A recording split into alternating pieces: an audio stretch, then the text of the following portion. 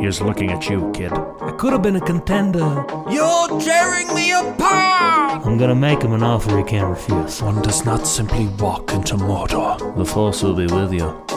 Always. Surely you can't be serious. As you wish. You complete me. Shut up. You had me at hello. Go ahead. Make my day. You made it to the Third Row Critics podcast.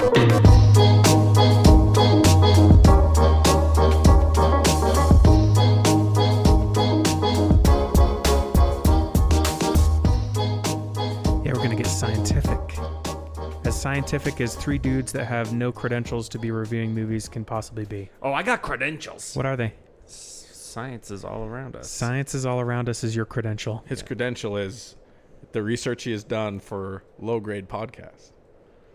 Science, baby. You mean the low-grade research Sorry, my podcast? apologies, yes. Oh Our my sister God. podcast that if you haven't heard, you should go check out because it's also great. What do you think? Should we dive right into it, or Let's dive into it, man. Let's go for it. It's you this week, Ben. It is this week. Yes, it is. It is me this week, and it's you this week. There he is. All right, so we are going to be reviewing Creature from the Black Lagoon, filmed in 1954. 54. Directed by Jack Arnold, who his portfolio of movies is extremely extensive, ranging from Wonder Woman. Wait, the he Fall did Guy. Wonder Woman? He did the original Like that'd be an old one then. 80s. I want to say it was Really? 80s or 90s Wonder Woman. Yeah, hold on, I'll pull it up right now. Yeah, but How old is Jack Arnold? Is he He's dead now? Dead now. Yeah, How old was he when he died? Really couldn't old. tell you. Yeah. Yeah, really 80. old. None of you did your research. I know he died in 1992. Sure, sounds right. So Is he that could right? be Pretty sure he was 80. reincarnated by one of us. But You could yeah, be Seventy- so Arnold. 79. Oh, it's close. so he did Wonder Woman. Oh, he did Wonder Woman in 77 is the year for Wonder Woman. But he did the Fall Guy. That's my favorite Wonder Woman. He did the Love Boat. He also did the Incredible Shrinking Man. I think he did one about spiders. I don't know. It's not arachnid, but something similar. Is that the to movie like title? That. One about spiders? Yes. Yeah. Yeah, I'm looking right now. I mean, he seriously That has one about spiders. he has so many movies. It's insane. But anyway, so Creature from the Black Lagoon, starring Richard Carlson as Dr. David Reed, Julie Adams as Kay Lawrence, and then Richard Denning is Dr. Mark Brown. Mark Williams. Mark Williams, thank you. Yes. So I mean, The hothead.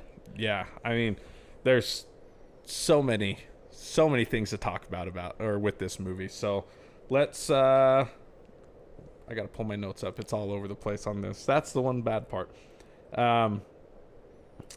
So synopsis or plot summary of this movie.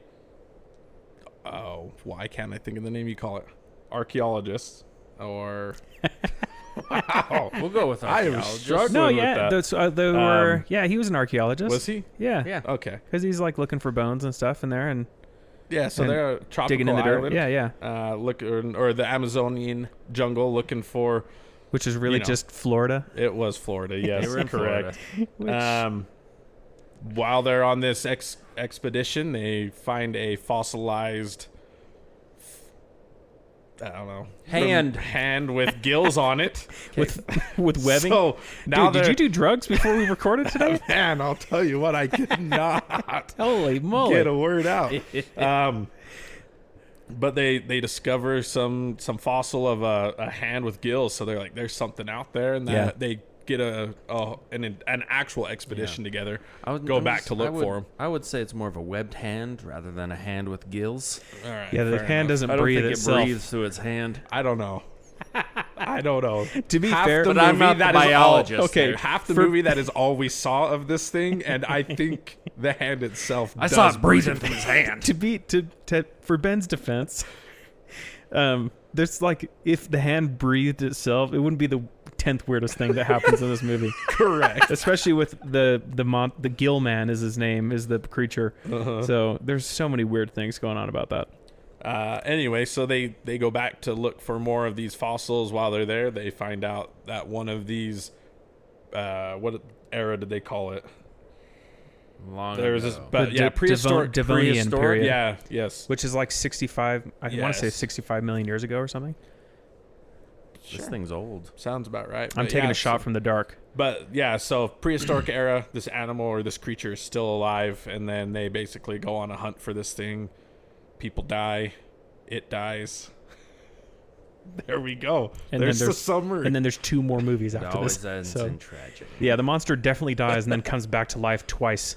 Well, we never actually see it die. Well, we Just kind of do. see it sink to the bottom of the lagoon. No, doesn't it go into its cave at the end and then it dies in its No, it cave? sinks to the lake floor. Yeah, you're right. So The we never la- the actually. I mean, we lagoon see floor. some blood Yeah. and it sinks to the bottom, but we never actually see it. All right. Quit clawing down my throat. I get it. I'm wrong. Anyway, so I mean, that's about as basic of a summary as we can get. So, Yeah. how do we want to go about this? We want to just dive right into an analysis of the performances of the movie, or Do you want to run us through just to help get a feel for how this episode's going to go? You want to run us through kind of the main points we're going to cover as we go? Sure. Yeah. So during this, we're going to go a little bit more in depth on the performance or of the screenplay and the directing of the film. So we'll talk a little bit about what actually happens in the movie, but also more of the characters, how they perform, the actors themselves, a little bit more history of the movie kind of thing. So Yeah, and we'll do historical context. We'll do what else we got? Fun facts, trivia, behind the scenes, and then we'll kind of wrap up with our general impressions and stuff, right? yeah, absolutely. Can I throw in a plug really quick? Sure. Because we talked already about our sister podcast, the Low Grade Research Podcast, but this episode is going to release in conjunction with an episode from the Low Grade Research Podcast titled "The Creature from the Black Lagoon." So for the whole month of October, we're going to have episodes released in tandem where we dive into the history in Low Grade Pod about what it is, where it came from, and kind of the Wikipedia historical context of these movies. And then in this podcast, we'll dive into the analysis of the movie themselves. Let's talk why we picked this movie for, I guess, the month of October. So, Low Grade Research Podcast and then Third Row Critics, we decided to go over the 5 most popular Universal, what do you call them, monsters? Yeah, Universal horror, monsters. but Yeah, some monsters. of the classic monsters that have come out of Universal Studios. Yeah, perfect. So this one, looking at the history or reading some of the narrative of the movie, was not one filmed. So the other 4 were filmed more in the 30s. So, I was you know, gonna about say- Dracula, the Wereman, Invisible Man, Frankenstein. Mummy and And the Mummy, Frankenstein. yeah. Yeah. So those were filmed back in the 30s. This one was filmed in the 50s or created, written in the 50s. Right. But because it falls so much into the same type of category, or, you know, going to a exotic place and Yep. finding this monster who's by itself, like, it falls into the same category as the other, you know, most popular Universal monsters. So Well, it even has like a similar, we'll get into it, but the movie even has a similar vibe to, very similar feel to like these older movies too. yeah, even down though to they the were, music, like, Yeah, for even sure. though they were filmed like 20 years before this one. But yeah, very similar vibe. So yeah, that's the main reason we want to just dive into, as a friend group, we have watched a lot of scary movies and horror films during October. And so this kind of fits with that theme. So I guess it just gave us a chance to watch some good classic horror flicks, talk about them more in depth, and then kind of just really sink our toes and our teeth into the spooky season. Sink our toes into our teeth. let's sink them right down into that Black Lagoon and start talking. Mitch. What? Sorry, let me get my toes back from Jay. Sink your toes into it. Mitch, tell boy. us a little bit about, I guess, your favorite character development in the movie. What to look forward to if you were to watch this again. What would I look forward to watching this again? Yes. Like, character-wise. I would say watching Julie Adams play her character again. You mean her useless What a character, show. dude? Whatever, bro. So, hey, she swam in the lagoon once. She tripped on air. She tripped on thin air at the end. She took 3 whole steps away from the monster, who was moving at maybe half a mile an hour. Maybe. Tripped on air and then screamed for help. Listen, when she is in a body of water, she is grace. That's true. Yeah. She's an excellent That's swimmer. why For sure. that is the most iconic photo or picture or scene in the movie itself is her in the lagoon swimming, I guess. The monster underneath. Yeah, Also, why perpendicular. 95% of the ticket sales were for men. Probably Oh, true. yeah. Well, men like scary movies anyway, but You add her in and you conjunction. got Julie Adams. Well, swimming I through made a that lagoon. stat up, but for the Sounds about 1950s, yeah.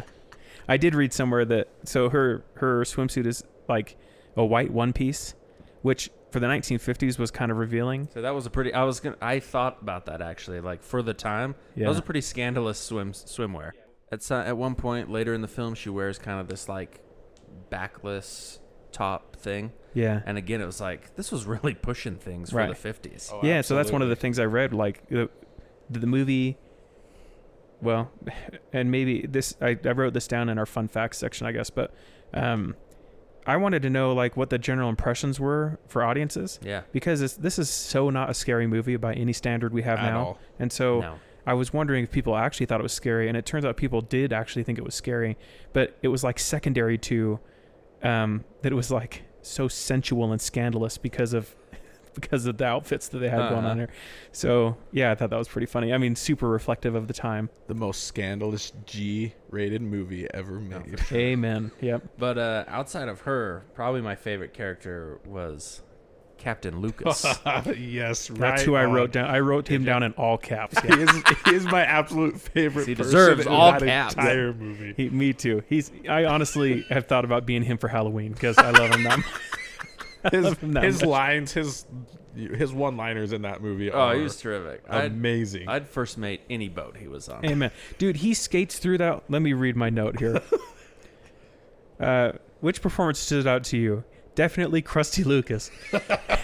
That dude got away without doing any work, cracking all the jokes, and didn't let a soul tell him what to do or how to live. Which we had. So I also noticed. So I don't know. I can't remember exactly how we came across this piece of information, but the character's name is Krusty Lucas. Like we've Yeah, straight verified. up, We've yeah. verified that. But at no point during the film does anyone call him Krusty.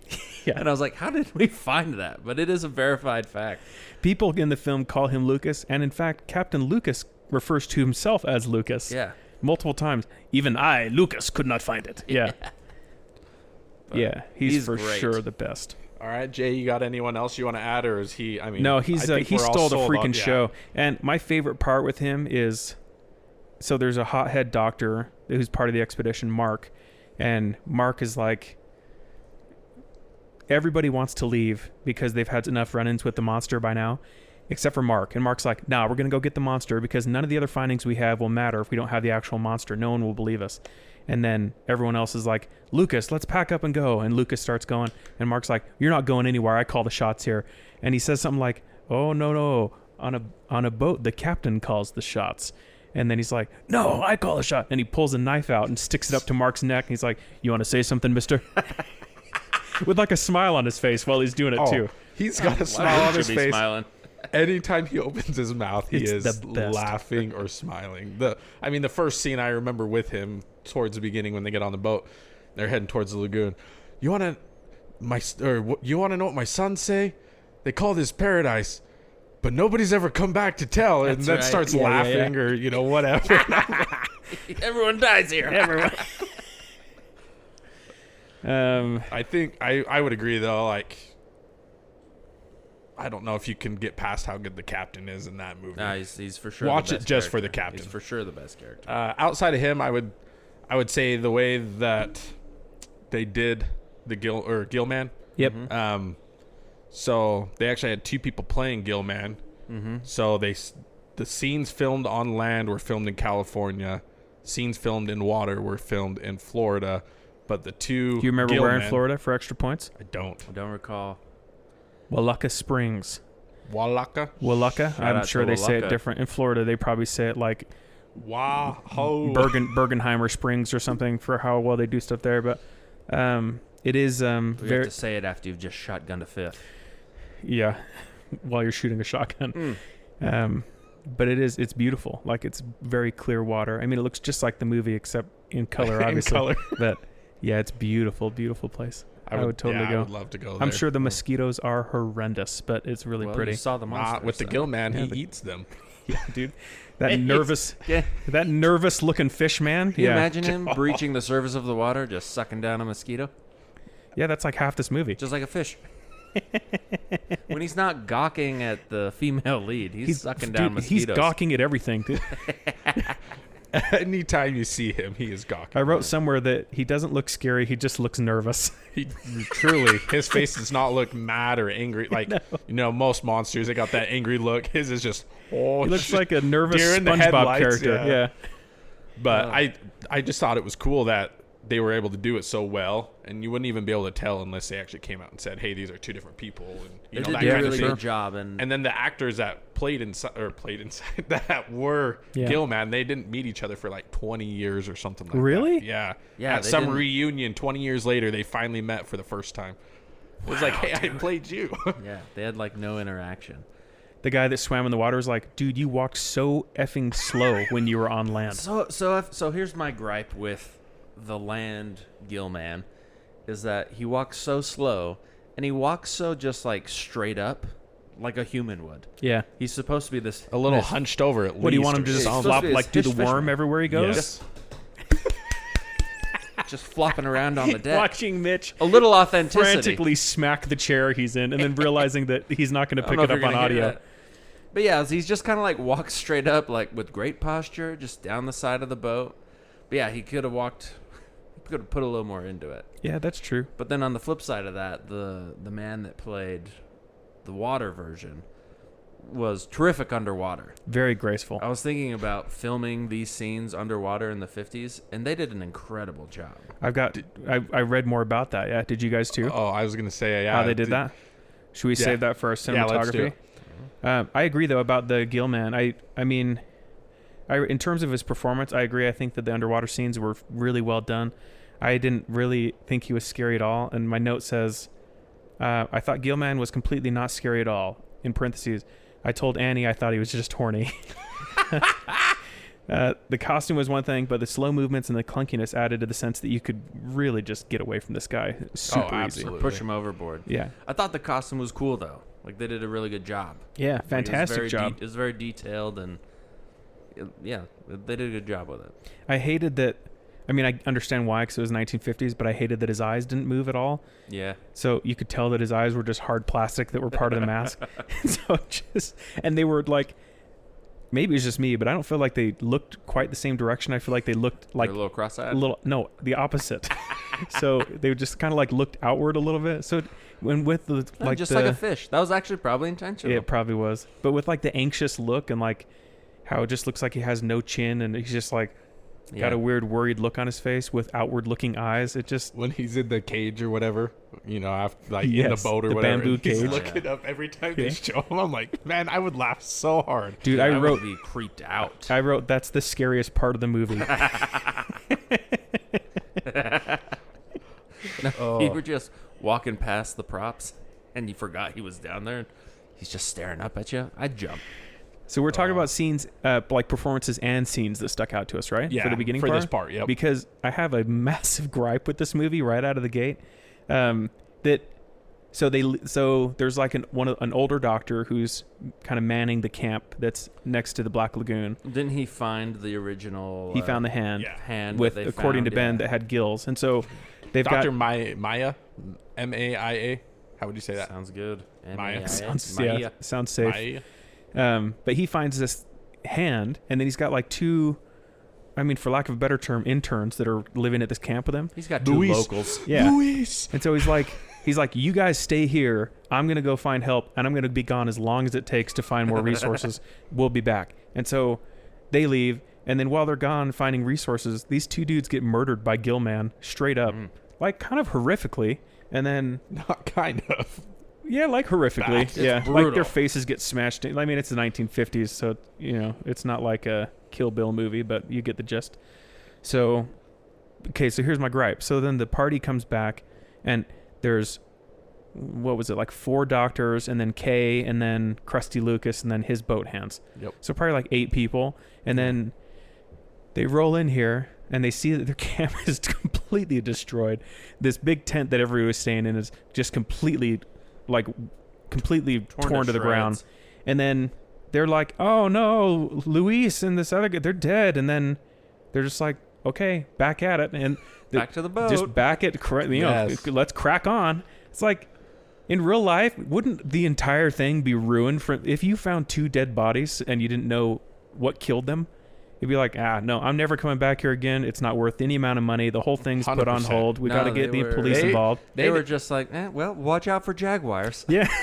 They legit. That was one of my They gripes. probably killed themselves. That was one of my gripes right out the gate too. Is they don't even I don't know, follow up with it, show a burial or something, but they just leave them in the tent. They don't do anything more. They just walk away. Yep, they just move on to digging out some other part of an archaeological site. Yeah.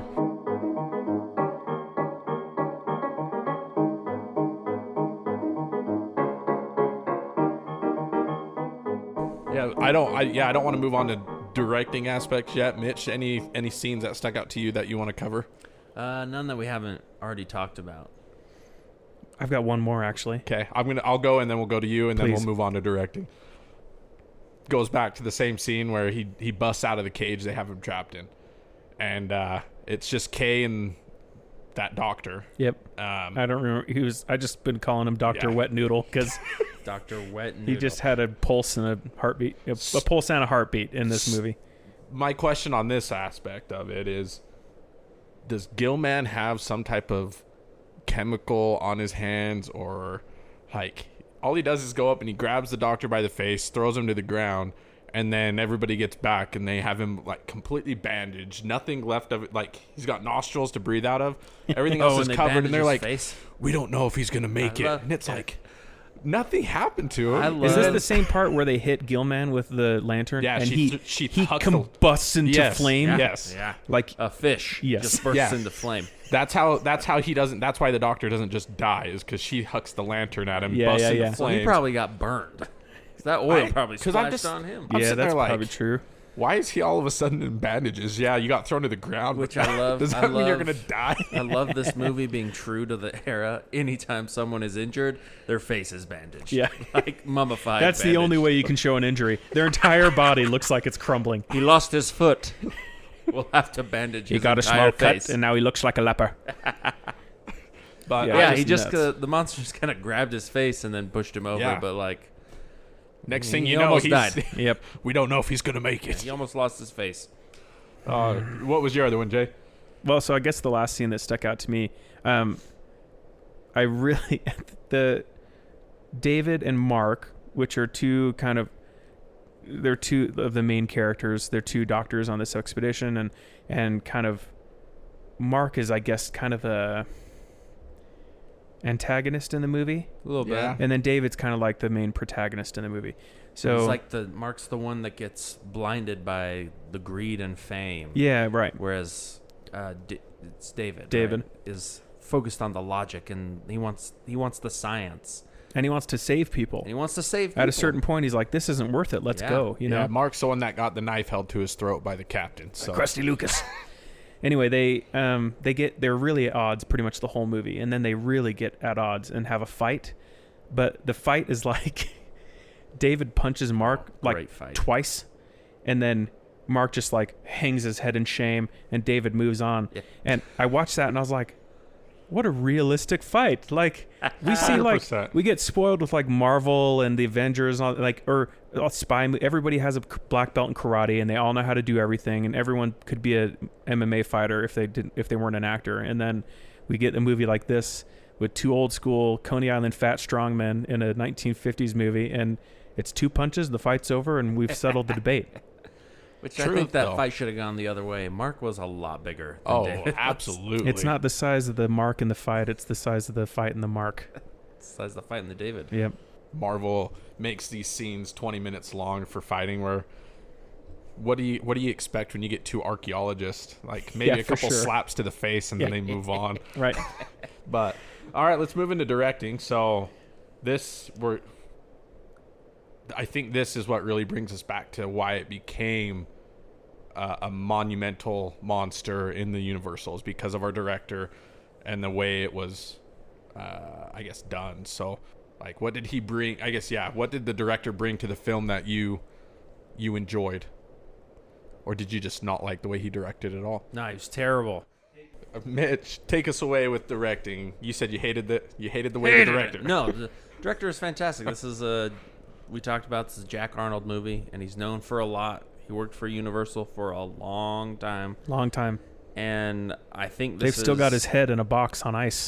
They do. Probably. His Next whole to body. Walt Disney. It's under the Mario ride at Universal Studios. Yeah. Actually, it's in one of the seats. Like, in the resin. It has a residency in one of the chairs. Yeah, a resin residency. Hey, if you choose the wrong seat on one of the rides, you're sitting on top of him. The rumor goes the Pirates of the Caribbean ride has actual, Wait, is that real? Yeah, skeletons that's there. true. That's true. Wait, what? Yeah. You haven't heard this little... In Disneyland? Yeah. Yeah. So in the Pirates of the Caribbean ride, They have actual they've got skeletons. skeletons and all these decorative things. Right. Some of the skeletons are real. At least one, if not two or three. Yeah. Not propped. Like they're legit actual skeletons. Yeah. Of Human bone. Of people that have either donated their remains to Disney Weird, or like right? weird stuff like that. Yeah. Dude, I'm flabbergasted right now. Yeah, you'll have to look it up What later. a It's taken weird... Disney adult to a new level. So he could be there. Okay, the idea of... He would never desert Universal to go to Disney. Yeah, he probably wouldn't. The idea of donating your body to medical science is one thing. That freaks me out personally. Sure. I understand why people do it. I have no qualms with that. I wouldn't want to do it personally because I don't just need like people poking at my body for however many years after I'm dead. But the idea that you've donated your bones to be on display at a theme park ride for millions of people to look at for Young children. Yeah. That's someone that didn't get enough attention as a kid. Yeah, at a bare minimum. That's that makes me Among uncomfortable. other things. Yeah. Uh, The raging anyway, black so- tar heroin addiction.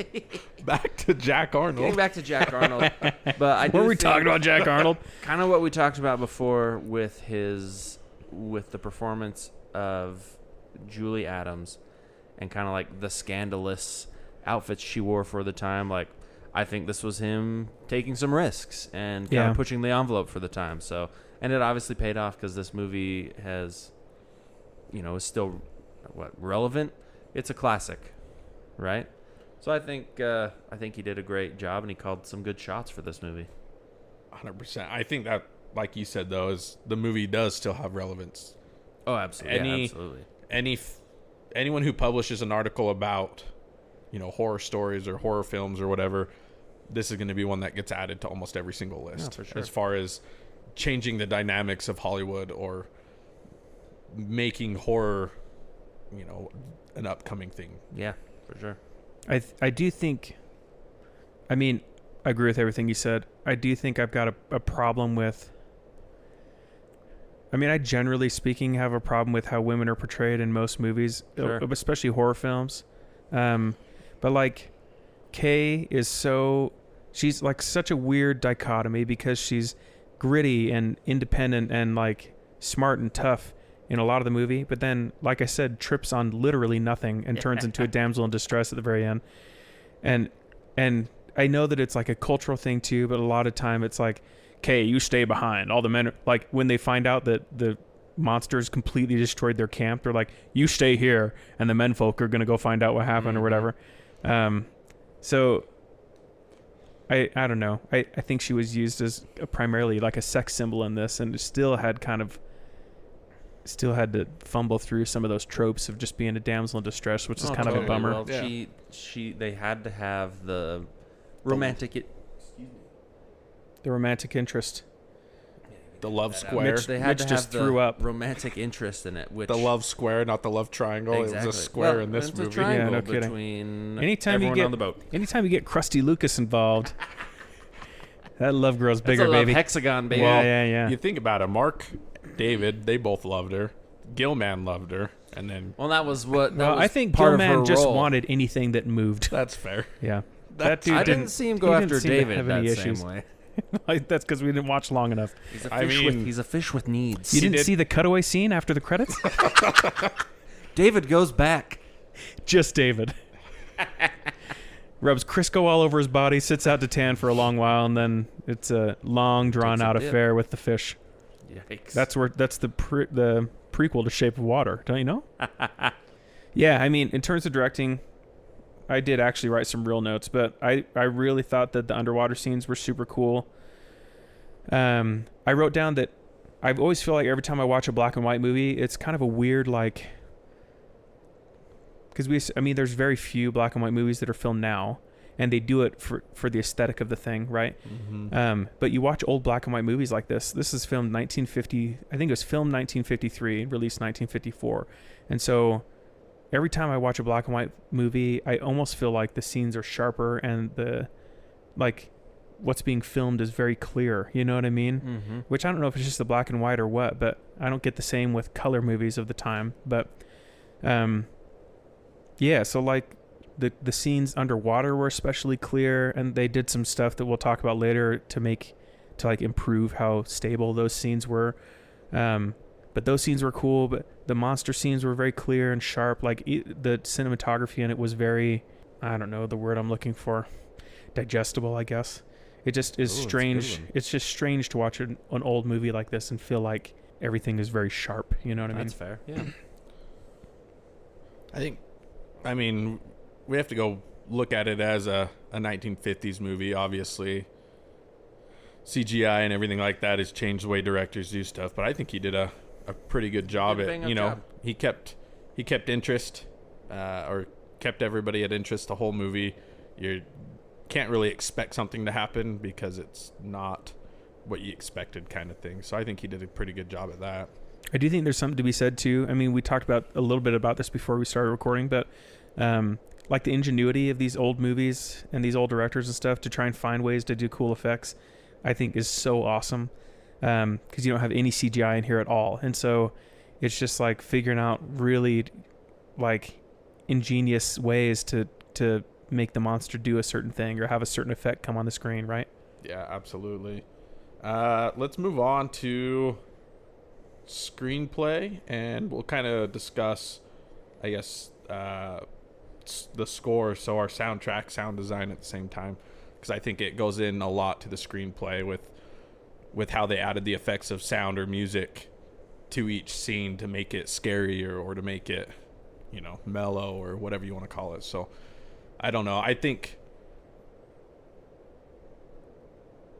thinking back, like as a kid, had I watched this movie, going under a lake or going down into the lagoon and coming up on, an underwater cave, basically, like that still is like, man, that would be the coolest thing ever to find this lair of this monster. Yeah. That would be cool, but for this movie kept kids out of the water for months. Oh, I'm sure. Right? I'm sure. Yeah, the whole scenes of Kay swimming on her own in the lagoon, and then Gilman is like swimming 4 feet underneath her, mimicking her movements. Like, it's going to make me wonder if I want to go swim in a lake again. You know what I mean? No, I mean, I had some legitimate, we talked about screenplay, which is kind of for our purposes, just a way for us to talk about the story, right? And kind of how we felt the story went, and maybe foot gaps or things like that. And I think the movie was a little bit slow, which I don't think was a bad thing. I think it's pretty indicative of the time. But I had one huge gripe, which knocked it down in my end rating pretty significantly. And that's, I mean, usually the structure we see now with stories and movies is, generally speaking, a 3-act structure. We get introduced to everybody, the story grows, and then we hit a climax at the end. But then, crucially, after the climax, there's like a release of tension period after. So, and we see it in almost every single movie. You'll have the climax of the movie. True. Emotions are very high. It's very tense. And then that passes. And then the movie exists just long enough to make the audience feel like they can take a breath again and everything's going to be okay before it moves on. Some kind of resolution. Yeah. Yeah. But this movie doesn't have that. Gilman kidnaps Kay.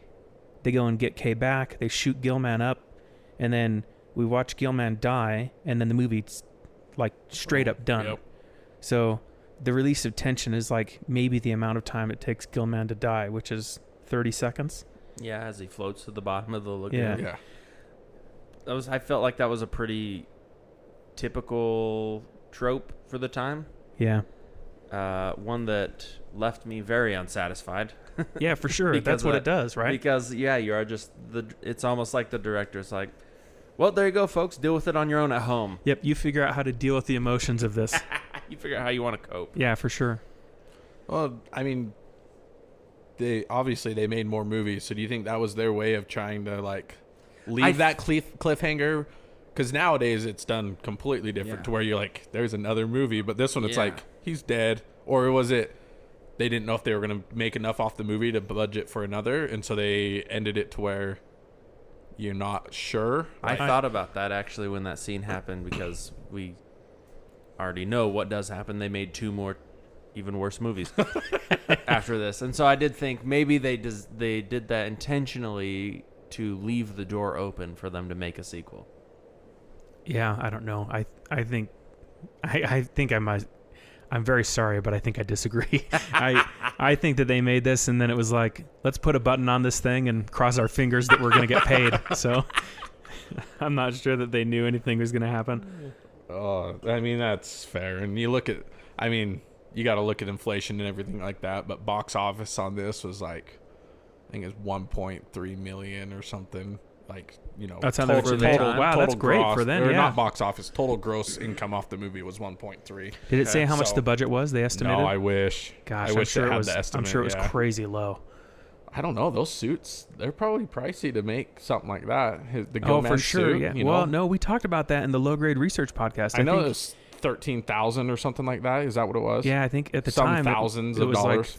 like $15,000, which, if memory serves, I could find my notes from the other podcast, but I want to say it was like $150,000 by today's standards or something. For the whole movie? Or No, for the suit. just the suit? Wow. Yeah. Okay, which that's crazy because I don't want to like get ahead for other spots that we're gonna talk about some things, but I know that once they were done with these 3 movies, they just threw that suit away, Which is crazy. which is bananas. Well, If you're talking about $100,000 costume, I mean, they're just like, well, we're done with that. yeah, it goes kind of into a fun fact in history, but yeah, I mean, some little kid the year after is wearing it for a Halloween costume. I found it actually. Yeah, so it was $15,000 in 1954, which is Wow. $175,000 today. Wow. Just for for a the suit you suit. can't even breathe underwater with. Yeah. No kidding. Well, was that for both suits? I 'Cause would, they made I would 2. imagine so. Yeah, Okay. yeah.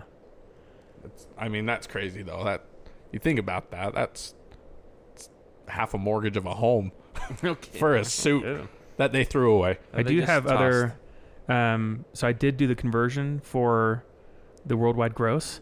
So, like you said, Ben, it was 1.3 million is how much it made, which in today's money is 15.2. Which, I mean, it's okay comparatively now. That would be like an indie flick or something. Yeah.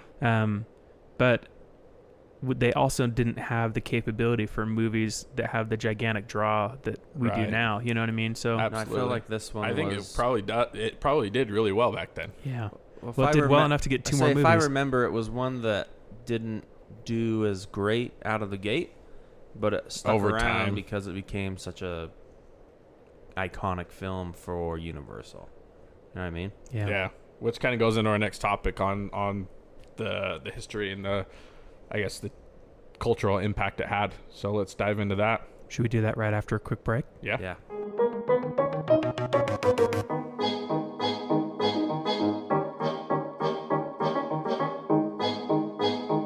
And we're back. All right, let's hop right into My throat's not dry anymore. Let's hop into it. Perfect. Weird thing to say. What are we talking about? we're going to go into the cultural impact of this film. What it, I guess, is either changed in the music or in the in the movie industry, or how it helped change that, or what impact it's had on, you know, I guess the way things are portrayed. Even I think the first thing, it made swimming in lakes a lot less popular. even to this day, Even to this day, I probably won't go in swim a- in any lakes now. Yeah, for sure, dude. I mean, this is something you always worry about anyway. And I don't know if you guys were the same, but even like my family would take a vacation somewhere that had a hotel with a pool and we'd be pumped. And then if you're in the pool alone at all, then it's like there's a shark in here. Yeah.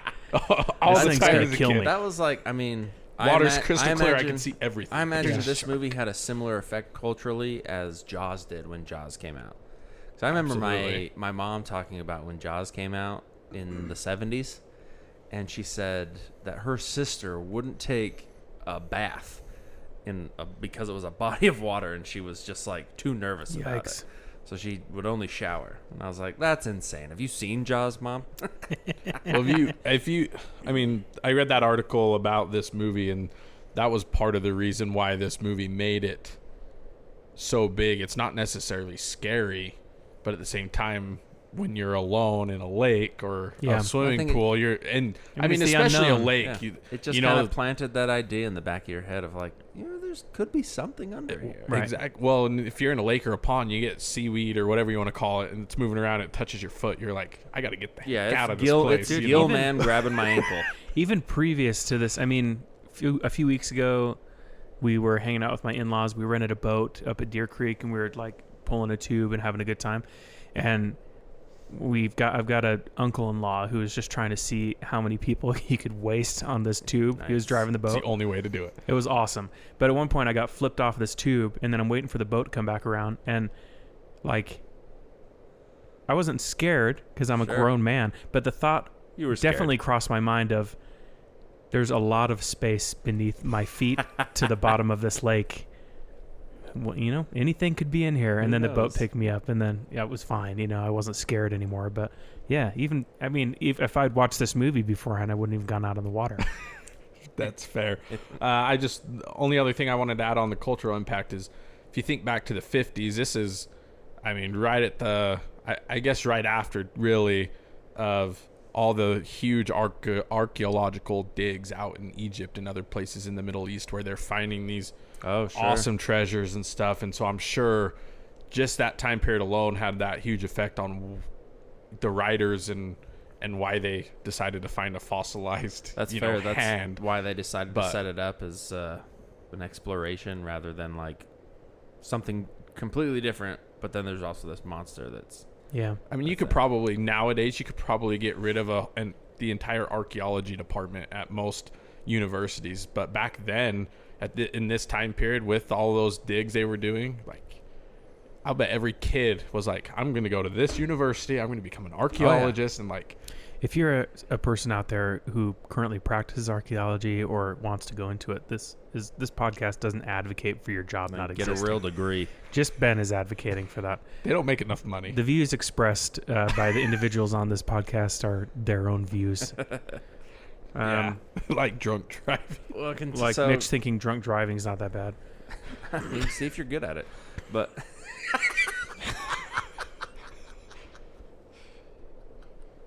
You're going to get us sued, Mitch. all right. Welcome to the last episode of Third Row We're Critic. talking about impact of this movie. And I think, Jay, you and I were talking about this movie previously when we recorded for the LGR podcast. Yep. But we talked about how many sequels / remakes that were in the works, but then actually didn't get made for Right. whatever reason. I'm so disappointed about that, Yeah. though. And it was something to the tune of like a dozen movies, Yeah, a lot. somewhere in that neighborhood. So this movie did have 2 sequels, but then even as recently as like 2000, there was like 3 different projects that were in the works, but then for whatever reason didn't make it through. So I guess I say that to say, like, this movie was still pushing people to make similar type projects. For but sure. Then I think for these instances, the budget didn't go through or things like that. Not that there wasn't a interest from the public or it wouldn't be a movie that they would want to see. Even, I mean, one of the most recent we talked a little bit about before we recorded, it was Guillermo del Toro. So, and he did the movie Shape of Water, which was supposed to be just the next Creature from the Black Lagoon. And he pitched it. And I told you before we recorded that I have kind of a love-hate relationship with Guillermo del Toro because he makes great movies. He's a fantastic director. The cinematography is awesome. But I always feel like he tries to make the focus of his movies on stuff that's other than the monsters and the scary stuff that the scary stuff just kind of happens in the periphery. Okay. I see what you're saying. And I don't like that. I think if you're going to go watch a scary movie, just watch the movie for what it's supposed to be. Sure. I don't need to watch a love story and then there just happen to be monsters with the love story, you know? Totally fair. Yeah. Which there's a place for it for sure. But that's what he pitched for this movie. For Shape of Water, he wanted it to be a love story between the fish man and the love interest. And the studio was like, nah, we're good. I mean, I'm hard on board. pass. I'm on board with the studio for that one. Yeah, but then he just I was he just I made thought you Shape said, of Water. No, I'm with Guillermo for this one. Well, to Guillermo's credit, it did I win. love scales. It did win Best Picture. So Oh my gosh, that's Well, right. yeah, so I mean, he had something going for him, right? It was also really well done. I don't like the message of bestiality that movie promotes, Correct. but other than that, it was a great movie. Fair enough. We talked about a different movie on... Same feelings I have for Alabama, by the way. Sure. Don't we all? You're sleepy, Mitch. We That would have talked got a about- much bigger laugh out of you if you were awake. We talked about... in a different episode, we reviewed different movies, but the Gill Man also appears in a few other movies. The one I'm thinking of specifically is League of Extraordinary Gentlemen, Yeah. where he plays a much more sophisticated version of the Gill Man. My favorite, I guess, depiction of Gilman is from Cabin in the Woods. Oh, yeah. That's right. That weird mermaid man thing that That kills him at the he's- end? Yeah, I mean, that weirdest depiction, but I love it. Compared Yeah. to this one, it's like that one's scary. This dude's he's trying to survive and gets shot with a spear. Like, Right. I think my favorite is probably out of Hellboy. Oh, that's Okay. right. That's like his buddy. Yeah, Abe is the other Abe. kind of monster hero Yeah. in there. And Wait, he's is that who I'm thinking of? Was there a fish man in League of Extraordinary Gentlemen? okay. I wonder if it probably was what you're thinking of. 'cause Whoa. You said that, and I was just like, I okay, was trying to yeah. remember the I'm whole movie, crossing and universes. The embarrassing Okay. part, the That's embarrassing the look thing I got from you, Ben. is that we recorded an episode on League of Extraordinary for Gentlemen. 2 hours. Yeah, we all watched it and we all talked about it for 2 hours, and none of us caught that. I was just going with it because you know what, you could be right. It might be in that He's- movie too. He's saying it There with was a lot of weird confidence. stuff He in that must know movie. what he's talking about. That's The half Invisible Man that's half is the in Battle of Life. League of Extraordinary Gentlemen. He is. We But did talk about it. Yeah, I don't know And about the Gilman. which weirdly, Okay, but that's what I was thinking of was Hellboy. Hellboy. yeah, because he is like sophisticated, very smart. Yeah, there yeah. you go. Right, and he's kind of the antithesis to what the Gilman is usually portrayed as. Because like Yes. the Invisible Man, Gilman, they just like, because with Frankenstein, you're worried about surgery, mutilation, and death. With Dracula, you're worried about getting your blood drawn. You're drawn. I hate But then, needles. like, kind of the theme Invisible Man and Creature from the Black Lagoon is like they're just kind of horny dudes. You know what I mean? So So fair. We yeah. really pull back the curtains on this one. yeah, It's just a guy with needs. it's just a Truly, Just though. a fish with needs. just a guy with needs and really bad social skills. And we're all the same. When you Really bad when you get social down to it, skills. we're all the same. What are you trying to say? I'm just I don't supporting need- your message. Sometimes I worry about you, I don't Mitch. need this to be another platform for your political ideals. We already have a whole different podcast where we have to suffer through that. Oh boy. Well, let's hop into some fun facts and I guess a little bit more behind the scenes or even a little bit more history about this movie. Ooh. Yeah. These are my favorite. Did you want to my talk favorite about the part. camera rigging, Which or can I take it? No, you take for the it. Go underwater. ahead. Yeah, go for it. Because the underwater scene, we talked a little bit about this earlier, but the underwater scenes are super clear and noticeably stable, which I don't know if either of you have ever tried to film underwater. It's not an easy thing to do. I have, but it's really shaky and like it's almost impossible to have a totally still shot. So it was really remarkable that they had it. And even at the time, it was like they had to invent new camera housing and new techniques in order to make it so stable. And it was kind of groundbreaking for the time. And they did that by adding heavy weights to the bottom of the camera housing, so it just really stabilized it in the water. They also did it by having really clear bodies of water that they filmed in, or really calm rather, so it wasn't like they didn't have issues of like currents and stuff pushing things around. So they didn't make any pools for this movie, but they would just film in really specific. No, I bodies. think that they had some. I think some shots were in pools. Okay. But they did use actual, like, natural water or Sure, natural sure. ponds or whatever you want to call it. Right. Out in Florida. Right. So yeah, so I mean, I thought that was really cool that they kind of had groundbreaking techniques to do underwater cinematography. Well, I think that goes back a lot to what we were saying earlier about directors is they couldn't just use computers. It was they had didn't to know what they were? create some new ingenious way of doing things, which is why we have the movie making we do today is because of directors like Jack Arnold. You know, like For sure. they revolutionized what we have today. So I mean, it's amazing. But I do have one more call out for Easter eggs. We talked about this in our LGR episode as well, but the costume was designed by the first female creature artist in Hollywood.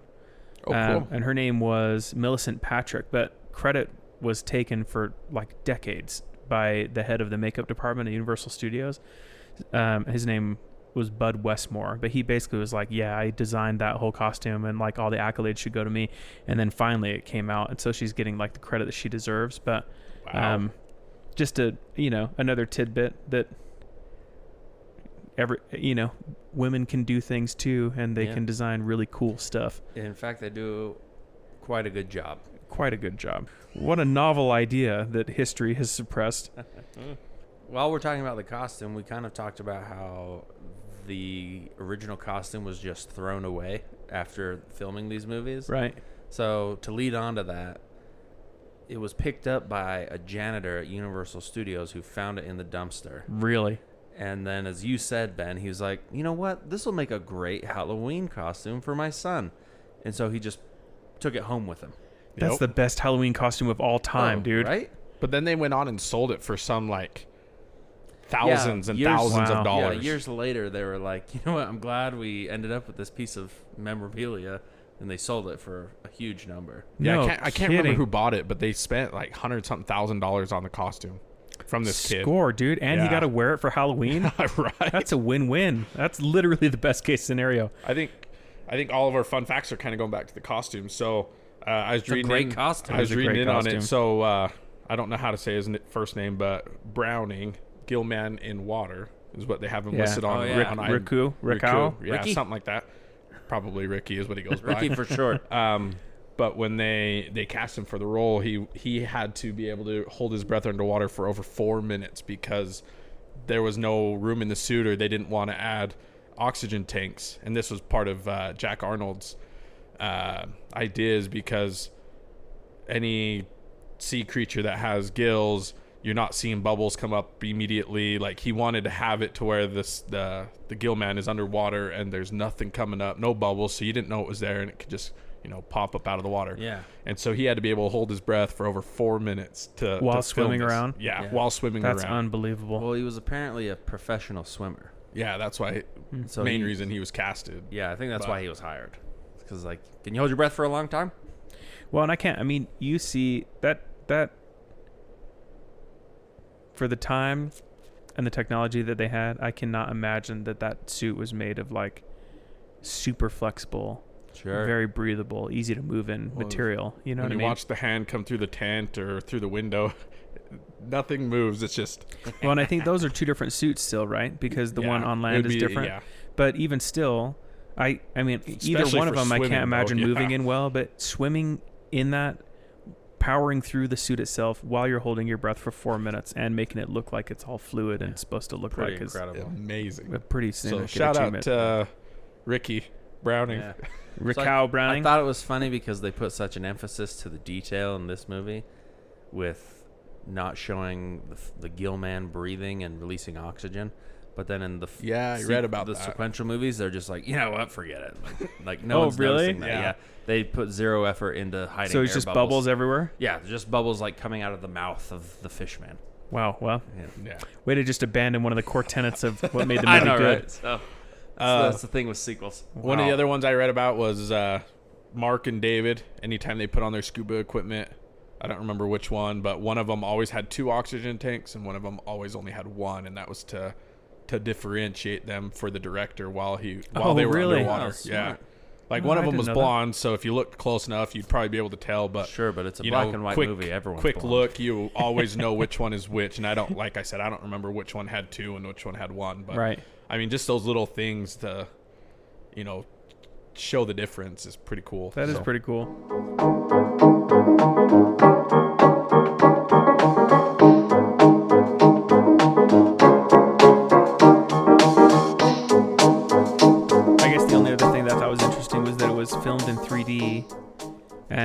because there was a huge 3D craze in the United States from like 1950 to 1953. So this movie was filmed for 3D and then released kind of like as that craze was dying. And so, like if you watch it, a lot of the cinematography and a lot of the shots and the directing set it up for that it would be good for a 3D shot, and like things coming at you or going away from you or whatever. But it wasn't really shown in 3D because people were kind of like over it. So it was shown in 3D in big cities, but then kind of your smaller movie houses and stuff just showed it in regular 2D. Well, if I ever watch it again, I'm gonna have to watch for those, I guess, jump scenes or where you could actually be able to see it. But that's cool. I didn't know that. Yeah. Was it posted like? Oh yeah, at the time it was like definitely marketed 3D. as a 3D movie. Huh. Yeah, but then they just didn't. People just didn't have the appetite for it as much. So it just was. I'm sure they only in just certain didn't like places. understand it. You know what I mean? Well, people had a hard time understanding anything back then. Exactly. Archaic. Yeah. They just struggled their way through 2 world wars, and they're just trying to figure out how to live day to day. Yeah, they're trying to get their milk fresh. 3D. I don't care what this is. Trying to keep the Germans at bay and keep their milk fresh. 3D, we live in 3D. Oh, good times. Yeah. I'm glad I didn't grow up in the 50s. I don't know if I could have done it. Yeah, I don't know. Not watching 3D movies like that. I have a hard enough time Yeah, watching just for modern the 3D just 3D for movies. the 3D movies alone. I could survive on the milk, but Yeah. Everything was in black and white too. You got to think about that. So they hadn't invented color yet anyway. So it's just hard to like do day to day. Okay, well, we're too tired for that joke. Why don't we move on to the next section? Just waiting for you to finish You it. idiots. Can't even imagine seeing in black and white. The last time I do a podcast with freaking 2 tired bums. Let's go into our Your impressions. jokes suck. We're gonna do an overall impression of the movie. Kind of, I guess, we'll start with Mitch for this one. Overall feeling of the movie, and why you liked it or disliked it, or what you liked or disliked most about the movie. Sure. I think that this movie is a classic for a reason. I think it kind of pushed some of the envelopes and some of the stigmas of the time. It's a film that's still talked about. It's a film that still has influence over other films. I really enjoyed watching it. The whole time I was thinking to myself, I can't wait to show this film to my kids someday. Totally. I think it'll be such a fun film to watch as a family. Yep. And just get into. My kind of final you want me to give you my final score? Yeah. Sure. You say? My final score is a 6.8. How'd you come by that? Using the scientific method mentioned earlier. Yes. Yeah, so how'd you rate the individual For parts? science. Let me look at my notes. Okay, so breaking it down from performances, directing, screenplay, score. I just gave it a 6.8. Great. Wow. I didn't rank Cool. I didn't give the time to put individual scores to all of those. Sorry, I was in a rush. Okay. Well then, So Wow. that's why my overall as you can see, Mitch is It was a extremely 6.8. scientific. You could have just said that you didn't do that before taking 45 extra minutes to try and pretend like you had. All right, Jay, let's move on to you. Power of Since editing. Mitch didn't get us anything great. So, But yeah, great movie. Watch it again. great. Yeah, I mean, I have to agree with Mitch. I think my note says it's classic, over the top, only in it for the story, black and white monster flick. It doesn't get any better than this. So, one of the questions I had a lot of questions I was trying to ask while watching this to help me think about it more. And so, one of the ones we wrote down was, did the movie miss or meet your expectations based on your prior knowledge or trailers or marketing or anything? And I wrote that it did, because I'm a big horror buff. And this one has always, ever since I was a little kid, had grabbed my attention. Creature from the Black Lagoon. But I'd never seen it until like last week. So I'd never even watched a trailer for it or anything until like last week. So I had this idea of what it was, and kind of like this idea of what the whole film was about prior to watching it. So it really was nothing like what I thought it was, especially growing up. And not in a bad way, but it was just one of those, like, I'd never actually seen it, one of those silly things. Totally you know what I mean? get that. So my breakdown on rating, I decided to break down each of the critical parts that we analyzed, rather than just shooting a number out like a gibbon at the end. 6.8. So I gave performances. I thought about it. Okay, so I wrote, I love a classic horror flick. This one scratches that itch super hard. The story was a little predictable. The music was a little overwhelming. And the monster wasn't really that believable or scary. So I gave performances a 7, directing a 6, screenplay a 5, the music a 4.5. So I gave it a 5.6 overall. But I think that's maybe just being a little overcritical, I suppose, because I totally agree. It's if you're just looking for a low-key weekend movie, getting a little pizza and some ice cream, you want a good monster movie, you don't want anything over the top or too scary or, too intense. This is it, man. Yeah, something fun. So true. Yeah. One of those just good, wholesome movies to watch. Oh, yeah. I mean, I would echo pretty much everything Justin said. It was, I don't know, just one of those classic horror movies that I wish were still being made. Like, some of these movies now are just too over the top. I love the more basic and just like, you know what you're getting into, or it does meet your expectations on the kind of horror that they're going to portray in the film. For me, I would say performance 6, directing we'll say 7.5. 7 to 8 is what I put, but we'll go right in the middle. He's just coming up with numbers now. 7 to 8. You're not going to redeem yourself, Mitch. Screenplay, that one was a little bit harder, and I'm actually, after talking, I'm dropping it down even a little bit more to more of a 4. Sure. And then score, kind of like what you said, music was, or the soundtrack was overbearing. Like, numerous times throughout the movie I was turning it down because it'd be loud and then quiet and then loud and then quiet. Yeah. But I mean, which maybe is just bad mixing, but correct. But for sure. The scoring I would put probably at about a 4. So overall, like a 5.2. Yeah, nice. So not bad. Yeah. I think for a film from the 50s, comparing it to what our modern movies, it did pretty well for me. Yeah. I would watch it again. Do you think there's room for a remake somewhere out there? About 12 of them already written. I mean, I actually wish that there would be a better remake. I would be super on board with a solid Same. remake of this movie. Same. In fact, the whole dark universe thing that Universal Studios tried to reboot with the Tom Cruise Mummy, I just think they did a really poor job. But the whole concept of the dark universe and bringing these movies back again, I'd be super on board for. Same. These Absolutely. are the Universal monster movies are some of my favorite all-time, movies to watch. Even though I just watched this one for the first time, but the it's just new good stories, and I would love to see Dracula more. movie that's going to be coming out. Nosferatu. Yeah. I'm stoked for that. Robert Eggers. Yeah. I mean, I liked. Sorry, it's off topic, but yeah, the most recent. I think it's on Netflix, but Twilight. yes, that one. Just watched it for the first time. It was awful. No, it's I can't remember what it's called, but it's about